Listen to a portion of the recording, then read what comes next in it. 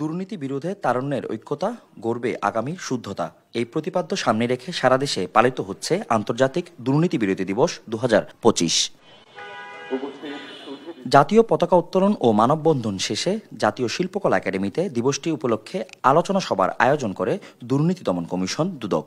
সভায় দুদকের 2 কমিশনার জানান, দুর্নীতি রোধে বিদেশি কোনো মডেল আমাদের দেশে কাজ করবে না, আমাদের মডেল নিজেদেরই তৈরি করতে হবে। দুর্নীতি দমন করার জন্য আমরা যেমন দুর্নীতি দমন কমিশনের উপরে ভরসা রাখব, কিন্তু আমাদের নিজেদের উপরে ভরসা এবং নিজেরা সেই চিন্তা করা, অনেক সময় হুইসেল ব্লোয়ার হওয়া, অনেক সময় আর কিছু না হোক একটা চিঠি দেওয়া, এবং দুর্নীতি দমন কমিশন তখন সেই চিঠিগুলোকে চিন্তা করে। সভায় প্রধান অতিথির বক্তব্যে অর্থ উপদেষ্টা ডাক্তার সালেউদ্দিন আহমেদ বলেন, দুর্নীতি রোধে স্বচ্ছতা, জবাবদিহিতা জরুরি ব্যক্তি পর্যায়ে, তা না হলে দুর্নীতি রোধ করা যাবে না। দুর্নীতি রোধ করতে সামাজিক আন্দোলনের গুরুত্ব অপরিহার্য। স্বচ্ছতা এবং জবাবদিহিতা সেটা সবচেয়ে বড় জিনিস।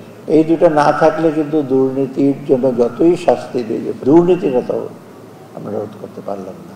দুদক চেয়ারম্যান ডক্টর আব্দুল মোনেম বলেন, ক্ষমতাচ্যুতরা পালিয়ে যাওয়ার সময় তাদেরকে যারা সহযোগিতা করেছে টাকার বিনিময়ে তাদেরকে ভোট দিবেন না। আগামী নির্বাচন পরবর্তী শাসন করার জন্য দুঃশাসক, চাঁদাবাজ, সন্ত্রাসী রাখলে উন্নত দেশ পাওয়া কঠিন হবে। আমরা যদি নির্বাচনে সঠিক লোককে নির্বাচন করি, আমরা দুর্নীতিগ্রস্তকে নির্বাচিত করব, আমরা সন্ত্রাসীকে নির্বাচিত করব, আমরা চাঁদাবাজকে নির্বাচিত করব, তাহলে আমরা কেমন করে প্রত্যাশা করব দেশে সুশাসন আসবে? এই দায়টা জনগণের। গত 15 বছর যেসব দেশে টাকা পাচার হয়েছে সেসব দেশে ফার্স্ট সেক্রেটারি পদমর্যাদায় দুদকের কর্মকর্তা পাঠাতে সরকারের প্রতি আহ্বান জানান তিনি। যারা কল্যাণের কথা বলেন। ফজলে আদিত্য, দেশ টিভি, ঢাকা।